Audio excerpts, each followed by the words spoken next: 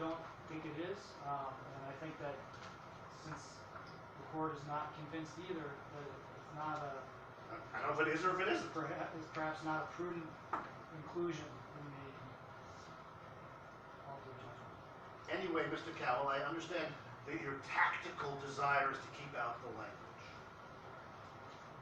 and that you object. And without waiving your objection,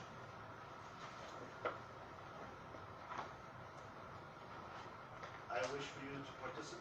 I'm going to put in some kind of language like that. I would like for you to have input in the language so that it doesn't, if I'm not the judge and somebody else is looking at it, let's say none of us are here, and then the plaintiff's attorney argues, see, it said right here that the judge was retaining jurisdiction to have this hearing on the January and the February rent, and that's not the case.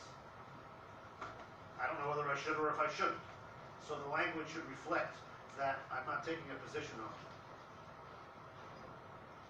Thank you, Your Honor. Thank you. Okay. Mr. Collins and Mr. Patterson, good afternoon to you all. Good afternoon, Your Honor.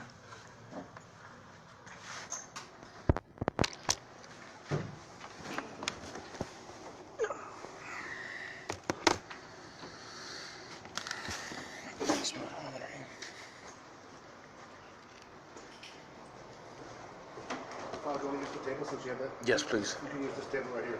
You have that big computer. Okay. Thank you for all your time. Oh, you're welcome, sir.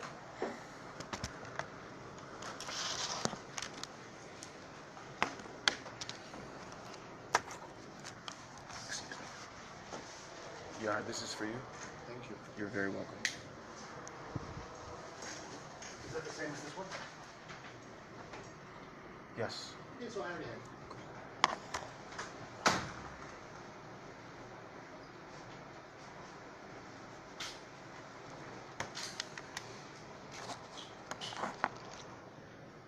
We're here on the record in the matter of Omar Fawad versus the city of Miami.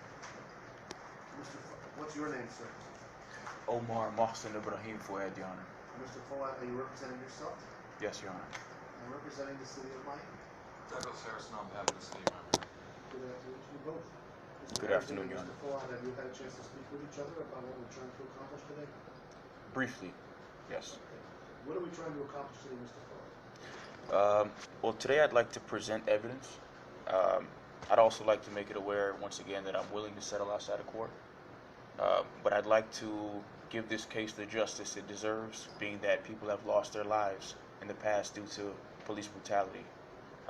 Specifically, 2 young men from my neighborhood in Pompano, where I grew up, where I was born and raised, they lost their lives due to police brutality.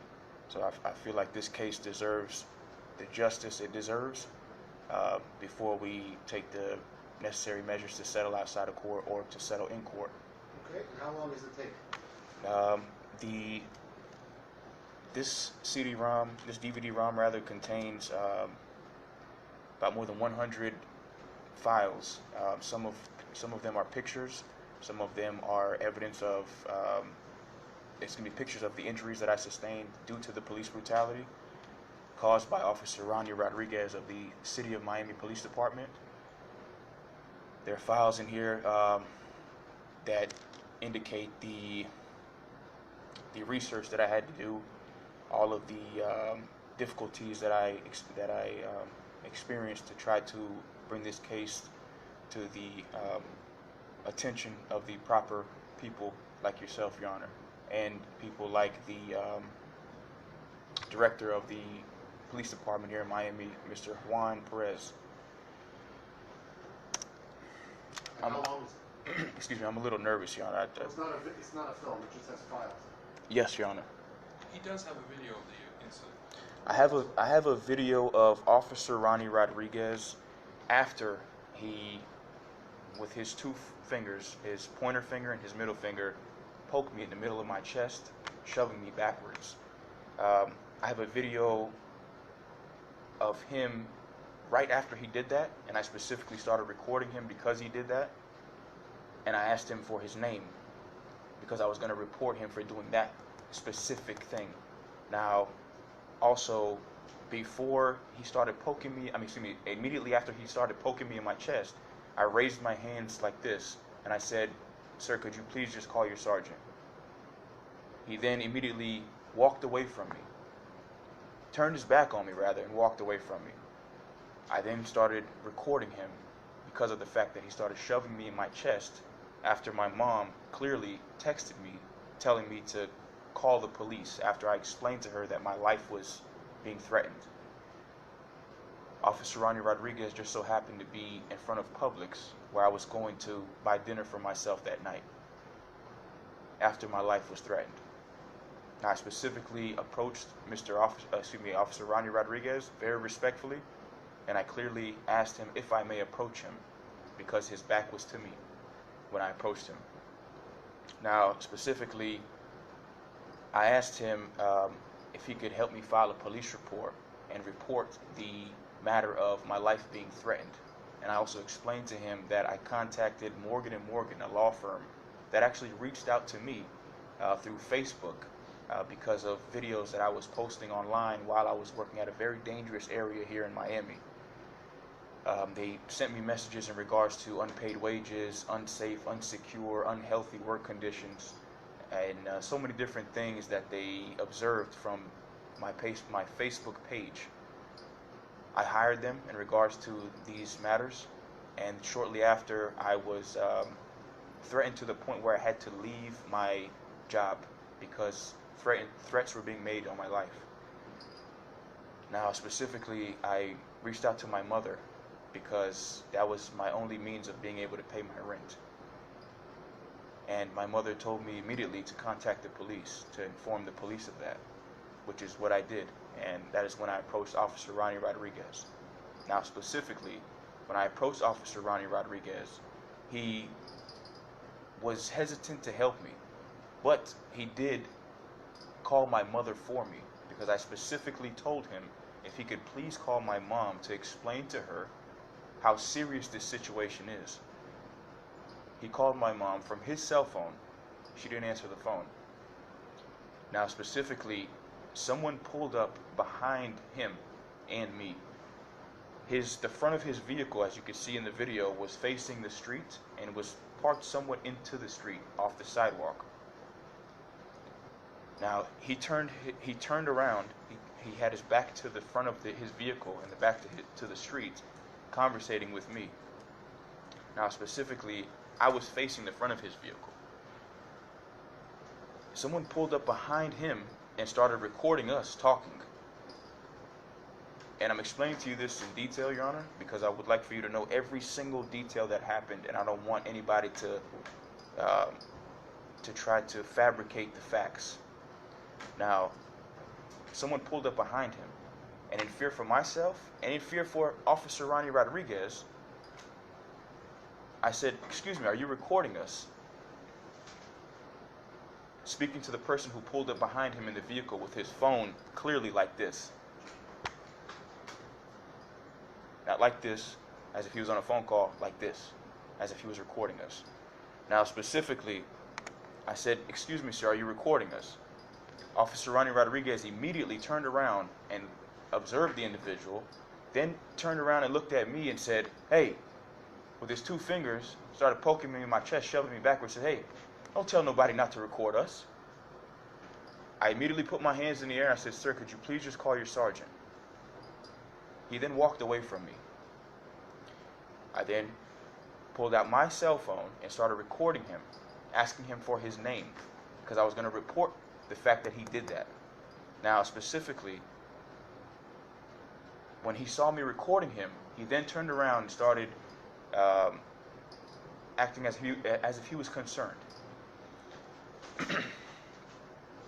And he confirmed the fact that I asked him to call his sergeant, because he specifically said, very sarcastically, and if you were to ask me, I would say it was very rude. He said, "Okay, yeah, you want me to call a sergeant for you? I'll call a sergeant for you. You can keep recording all you want." His sergeant arrives, Your Honor. Sergeant Edwin Gomez. When Sergeant Edwin Gomez arrives, he asks me. I explained to him exactly what I explained to Officer Ronnie Rodriguez, that I needed his help to file a police report because of how serious the situation is, and I continued to explain to him that I already hired an attorney, law firm by the name of Morgan & Morgan in regards to the life-threatening situation that I was suffering from. Who was causing the life-threatening situation? Not the city of Miami. No, Your Honor, but I understand. yeah, Another customers situation. customers in the city of Well, Miami at the store. Yes. If I could describe to you the type of customers, I would have to No, say that's a separate issue. That's nothing to do with you. I would have to say very ignorant drug addicts. Okay, that's fine. Unfortunately, that's the type of customers you have when you work at a convenience store in the middle of the ghetto. Regardless of that, Sergeant Edwin Gomez proceeded to file the police report for me because of how serious the situation was and because of exactly what I explained to him. Now, specifically, Your Honor, I continued to explain to Sergeant Gomez what his officer did, and it went from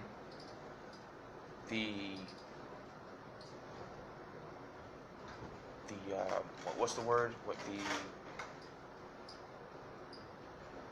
It went from a conversation of absolute concern to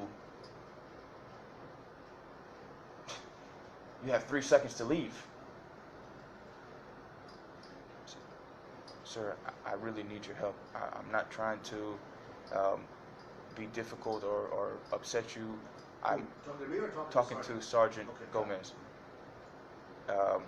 That's exactly what I told him. I said, sir, I'm not trying to be difficult or anything. I honestly need your help. Someone honestly is making threats on my life. He said it again. He said, you have 3 seconds to leave. I said, sir, with all due respect, please, I really need your help. He said it again. You have 3 seconds to leave. And then he starts looking around. When he starts looking around, I felt hopeless, Your Honor. And I wasn't the slightest bit disrespectful when I said, sir, if you're honestly going to threaten me and tell me I have 3 seconds to leave when I have the legal right to ask you for help, then 1, 2, 3. And my hands were on my side. When I said that, Officer Ronnie Rodriguez put me in a chokehold. Choked me to the point where I couldn't breathe, and I fell to my knees. And I'll show you the evidence of the injuries on my body. When I fell to my knees, I said I couldn't breathe 5 times. Each time I said I couldn't breathe, my voice was less and less loud. Specifically, I can't breathe. I can't breathe. I can't breathe. I can't breathe. 5th time I said I couldn't breathe, Your Honor, he violently twisted my neck to the right. My body then went limp. But I was still awake, but my vision went blurry instantly. When my body went limp, he felt my body go limp. He then picked me up into the air from his side like this. When he picked me up, he picked me up from my left side. When he picked me up, the entire left side of my body grinded against his duty belt.